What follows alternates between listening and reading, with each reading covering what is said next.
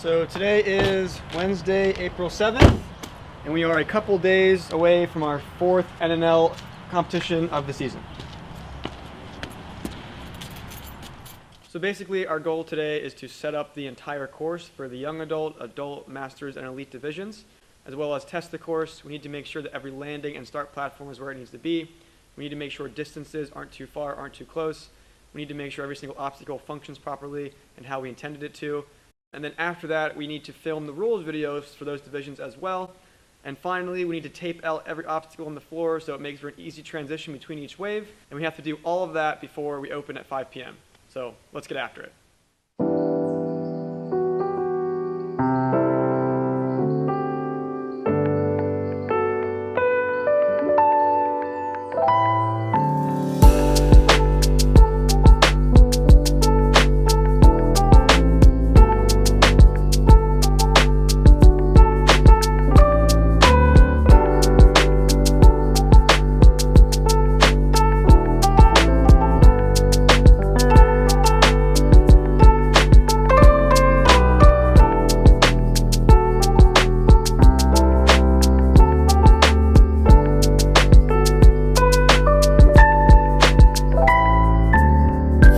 We don't want the early obstacles in the beginning of the course to be too difficult, because we want people to get into at least the middle of the course before things get really hard.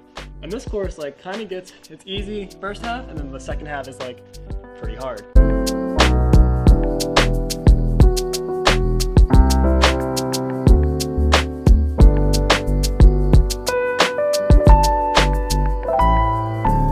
Most of the hard work has already been done. The past few weeks we've been putting up all of the bars and rigging where it needs to go. So that way all we had to do was come in today and put the obstacles up in position, which ended up saving a lot of time and helps us in the long run.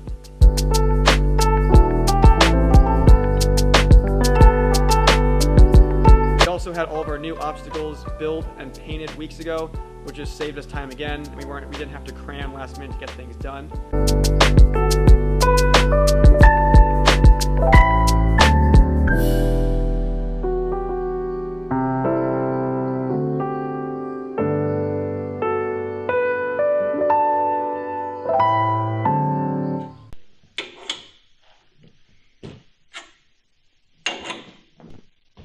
People are gonna be getting pinched on it. I was wondering about that. Fine. Do they just move a lot too? Do they? I mean, look straight down it. Yeah, they're always like that when I first put them up. Really? Yeah, they wouldn't sit straight. You know, when you have new ideas for obstacles, sometimes they go as planned and sometimes they don't. So that's why it's really important to have these testing days so you can make sure every obstacle functions properly. And then if you do it ahead of time, it gives you time to plan ahead and change out the obstacle if it doesn't work. So it's definitely important to have days like this. Planning is essential. I can't stress that enough. It's essential to running a good comp. I can't emphasize enough the importance of planning. You really need to make sure you have everything well thought out and planned weeks, or if not months ahead. It's going to save you a lot of time when you're doing your competition week, because it can definitely be stressful, especially if you're trying to cram in, your course design, building new obstacles, painting, and whatever you have to do before. It's just a lot of unnecessary stress. So I like to have all that done weeks, if not months ahead of time, and it just all around saves me stress. So not only does it save you stress and time, but it just makes everything so much easier. So, and I mean planning in all regards, in regards to staffing, course design, obstacle building, everything. If you have your course planned ahead of time, like weeks or months or whatever it may be, that gives you more time to build the obstacles and get them painted before competition day. When you have your staffing planned out ahead of time, that gives people notice, people can put it in their calendars, and it leaves you less room to have spots not filled or for people to bail out on you. So you really need to think through, okay, this is everything I need to do before comp day. This is everything I need to do during comp day and even after comp day. I need to have all that planned out in advance that entire time. It really truly does just lead to an overall more successful event because you're planning out and thinking about every single detail along the way. So when it comes to staffing, one thing that we really like to do is to get our Ninja team and Ninja team parents involved. The kids are always really excited to come and help out and play around at the gym as well. So they can help us with obstacle resetting, making sure everything is where it needs to be, and then also having parents do the roles like line manager, wherever it may be. Getting them involved is fun for them, and it helps us a lot out as well. Now, because we plan out staffing so far ahead, for example, with this most recent comp, we sent out a Google sign-up sheet like weeks and weeks ahead of time. So we had every single role filled. Again, that saves us time, saves us stress. Everything is planned out, and we're ready to go well ahead of comp day when it arrives. So when it comes to course design, again, I think the more time you take to plan it, the better the course is going to be. I had actually 3 courses planned out before the season even started. So that way all I had to do was just put up my ideas, test them out, and I could test them whenever. So that way I knew those ideas were good, and it was easier for me to get the whole course set up and organized. I didn't have to worry about coming up with those ideas the week of, which is, again, just saves a lot of stress.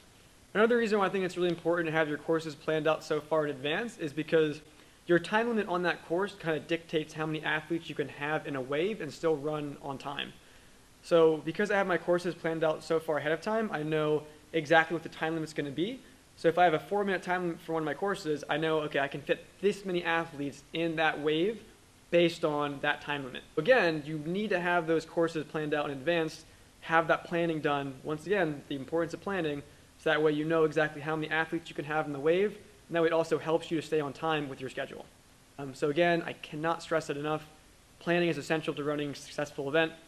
From everything, all the pieces you need to have planned out and ironed out before that competition day, so that way you can just run a smooth and efficient event. Rail bow. Elbows. The elbows. Rail. Balance bows. Balance. We're getting there, guys. We're getting there, getting somewhere. Rail. Oh, why does rail bows sound better? I like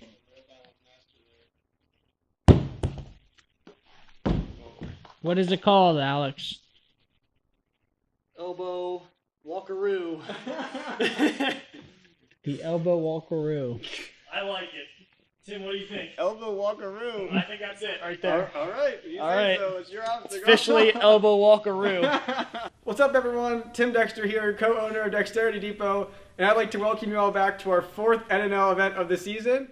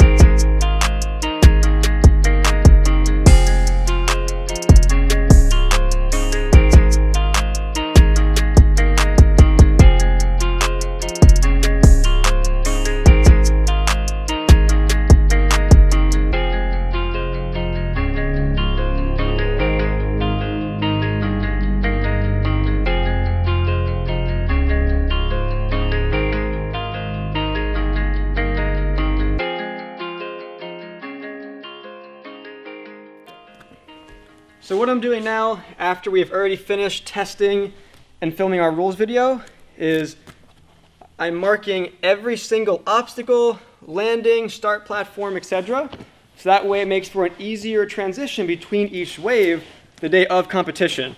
This is also really helpful, so that way you don't forget exactly where things are, and if something moves during the competition for whatever reason, you then can put it in exactly the same spot it was before, which makes it fair for all athletes. So taping every obstacle is very tedious and does take a lot of time, but it does save you a lot of time and, more importantly, effort on competition day, because like I said earlier, it is really easy to transition when all you have to do is pick up and plop an obstacle down where you already have it marked, which is helpful. So, Duct tape. It's really important for one's livelihood. You know, marking these mats like this just creates a stress-free environment on competition day, you know? So we do this now. It can even be a little bit therapeutic.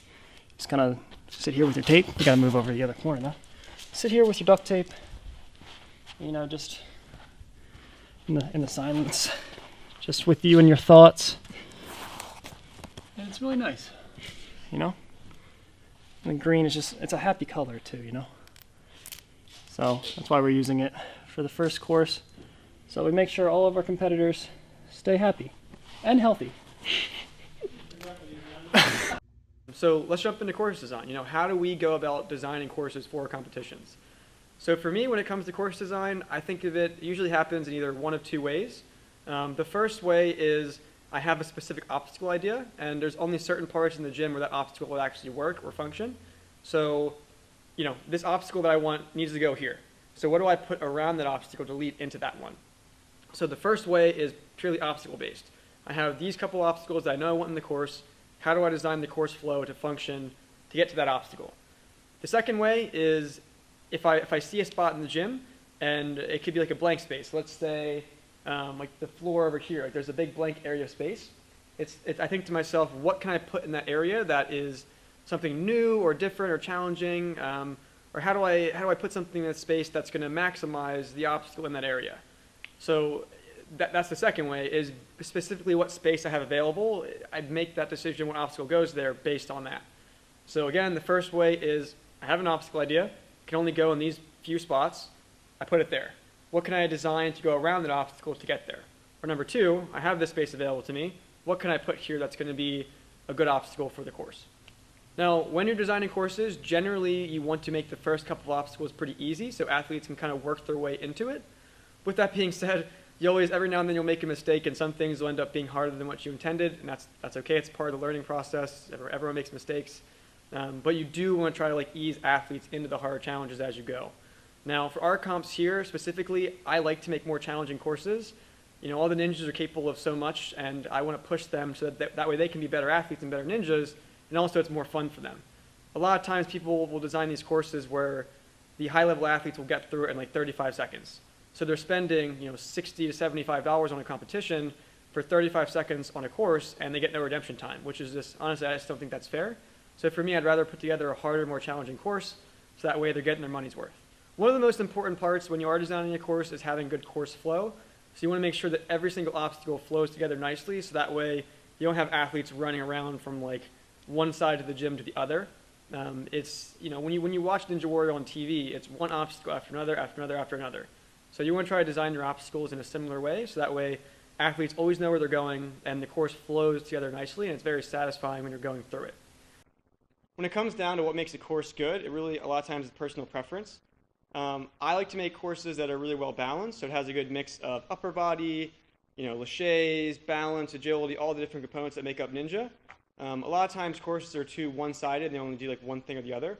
I think it's good to have a mix. With that being said, though, our theme for this competition was upper body endurance, so we do have a lot more upper body obstacles than we normally would. But that really is to challenge people's endurance and help them prepare for regionals, which is going to be the week after our competition. So that's our intent. But yeah, I think balance is the thing that makes the course really good, for sure. You want to have a good mix of all the different kinds of obstacles. So one thing I do when I'm designing my courses is I always try to consider spectator areas as well.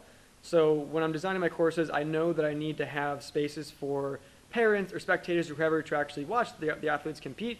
So I try to keep some areas of the gym more open, so that way we can put up our stanchions and have people behind them to get a good view of the course. Not only do we have the spectator areas marked off around the gym, we also have the live stream of the event going on in our front room. So that way we have plenty of space for people to watch and have a good time and enjoy the event when they're here.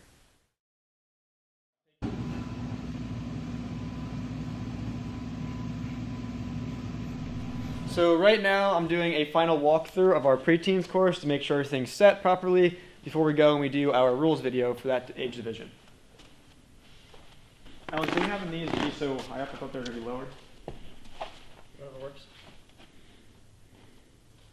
When it comes to switching out obstacles for the different age divisions, I personally like to start with the elites and then work my way down. I find it easier to have the highest difficult obstacles first and then work back and scale down from them from there. So for example, with this one here, in our teens age group, they're going to have to do the roulette cylinder all the way down, which is quite pumpy. So instead for our preteens age group now, we're going to have these nunchucks be here. So it's less moves on the roulette cylinder, and that's going to be an easier dismount as well to the end. Alternatively, you could work up. You could start with the easier obstacle and then work your way up. Honestly, it doesn't really quite matter. Whatever you think is best and works for you is fine. Personally, like I said, I just like going harder and then scale back down from the elite all the way down to the kids division. So one thing that I found that really helps to mitigate some stress and also alleviate some of your workload is that when you're designing the course for each age division, you make it so you have very few obstacle changeouts and rig changes on comp day. I find that really, really helps. For example, on this one, on our spinal cracker, for the adult division, for example, they're going to have to go all the way up and transition right to the pegs. And then our big box over there is standing up high, which forces the athlete to get all the way to the end before dismounting. Now that the box is lower in the teens age division, it's the same exact obstacle, but now that it's lower, the athletes can dismount way sooner, and that makes it much more of an easy obstacle. And same thing with the preteens. Instead of them going right from the spinal cracker directly into the pegs, now we have a landing platform here, so they can shake out, chalk up, which again makes the obstacle easier all around. Again, we have very few changeouts. All you have to do is put this box on top over here, and then flip that one down, and we're done. So a lot of times, inspiration for new obstacles comes from education on old obstacles. So I've been doing ninja for around 14 or 15 years now, so I've kind of seen the development and growth of the sport over those years. So with that kind of idea and like experience of how obstacles are, you can kind of see things in different ways and see, okay, if I put this thing here and that thing there, it makes a whole different obstacle. So having that education and background of experience in those older obstacles, it makes it easier to kind of put together new ones. So for example, this is actually an idea I had way back in like 2017, but I'm just now using it in a comp. So basically, it's literally just cannonballs under a cargo net. So it's using this age-old obstacle of a cargo net, and this little bit of a twist makes it a completely new obstacle. This one's hard because as you go to pull up, the cannonballs move. So you got to have good hand-eye coordination to be able to pull up and grab the cannonball as they're all moving the entire way up. Yeah, so new obstacle ideas oftentimes come to me just by like kind of looking through the storage closet, just seeing what we have available and trying to use it in a new and unique way that I haven't seen before.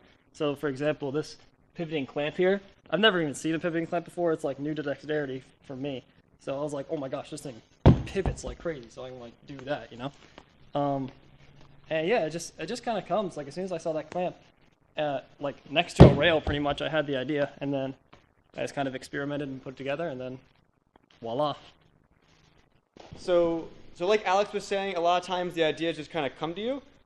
So for example, in our last comp, we had these clamps set up on a vertical bar over there for our grapevine obstacle. And so one of the kids put the pegs in there and tried to climb up it. He thought that was a cool idea, and that kind of inspired me to come up with this obstacle, spinal cracker, of that same exact motion but going across. So it's the new idea of kind of taking these pegs out and moving them with an obstacle similar to like a peg board or floating monkey bars. But using those past obstacle ideas with this new variation makes a whole completely new obstacle no one's seen before. So my suggestion, if you're trying to learn how to come up with new obstacle ideas, would be to just get out there and get more experience, do more competitions, see all the obstacles that are out there in the community, and then from there you're able to adapt and put your own creative twist and spin on existing obstacles, or even make up something entirely new yourself. One cool thing that we learned this season is how effective the rules videos are. In previous years, usually what people would do is they would go through the entire rules of the course the day of. And that usually takes a lot of time, especially if people have a lot of questions. And so that's why the NNL actually limits the timeline for rules to 35 minutes. But if you think about that, if you add that to the beginning of every single one of your waves, that's all that extra time that you have to then have on your schedule to have the rules. So with the rules videos, it's really nice. Athletes can watch the videos as many times as they want. They can watch it over and over again. And then when they come in, we can answer whatever questions they may have and even do another walkthrough and kind of like explain questions on the course more specifically. So the rules videos I think are really great. I think more gyms should do them. They save a lot of time. The one downside with the rules videos is editing and putting it all together. It does take a lot of time and sometimes it can be stressful. We've had some problems in the past where our upload speed was a little too slow, so our rules videos didn't get posted until later at night, which honestly I'm not a fan of. I hate when I have to do that, but some of those things are kind of out of your control. So going back to the importance of planning, what we did this competition was we really made sure that we had our rules videos filmed ahead of time. So that way it gave us more time to edit, even if we ran into those issues of upload speeds being too low or too slow, or computer died, whatever it might be. It just helps you to avoid those issues if you plan ahead. You get the videos done earlier, and it gives you more time to edit.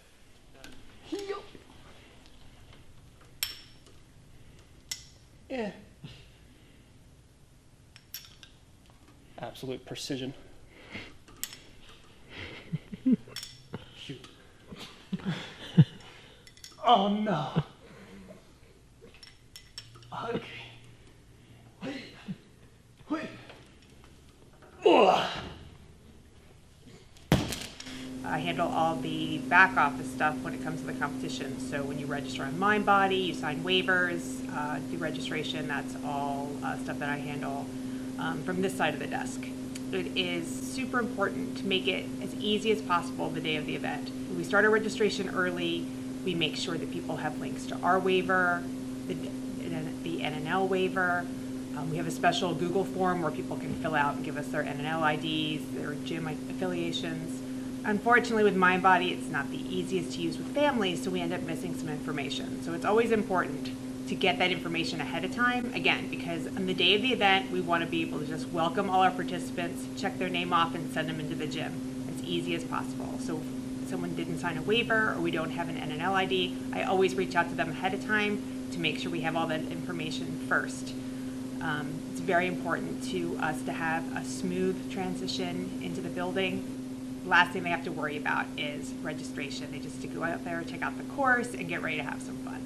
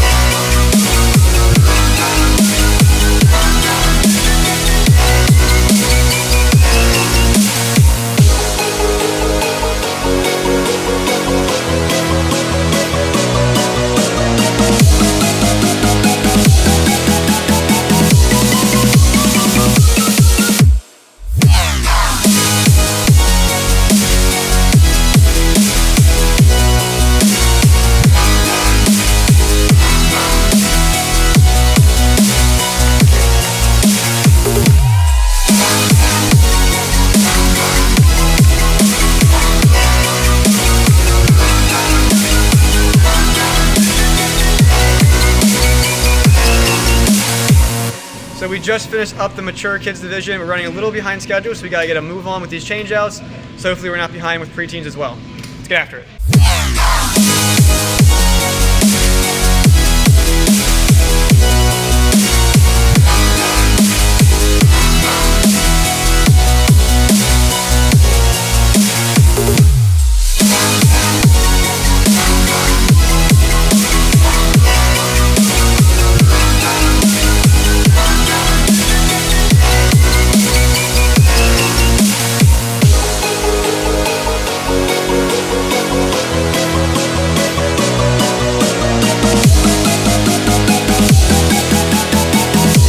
Right now I'm just hanging these rings where they're supposed to go for preteens, and for this one I took a picture because it was a little bit more confusing and I figured it'd be hard to see in the video, so I took pictures dead on so I could see exactly where everything is supposed to go, because taping the cargo net would have been a little weird, but yeah.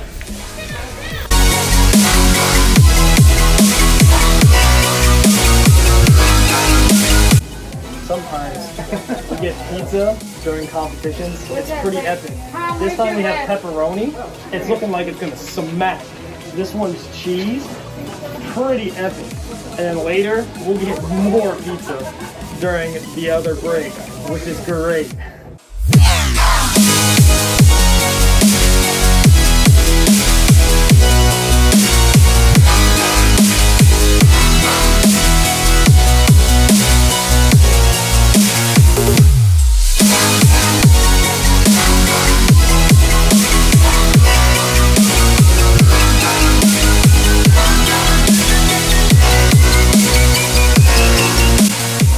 Comes to event day itself, check-in begins roughly 20 to 15 minutes before the actual start time of the wave.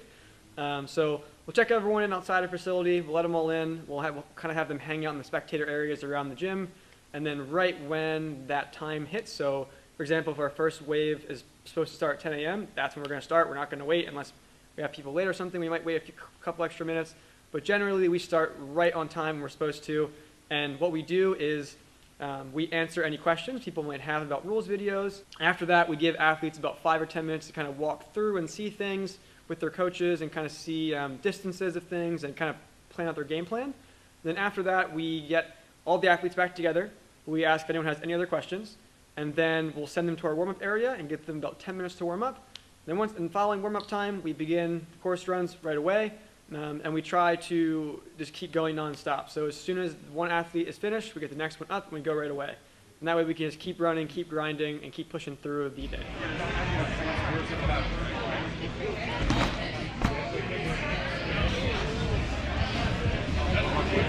I'm always scared when I'm applied because I feel like Then you gotta have the control too.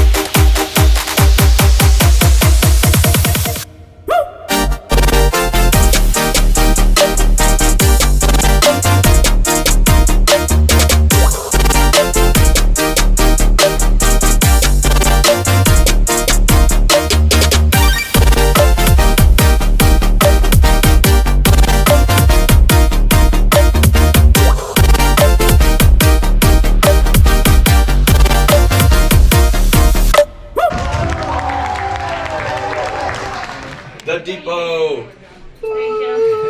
Yeah, what Aaron said.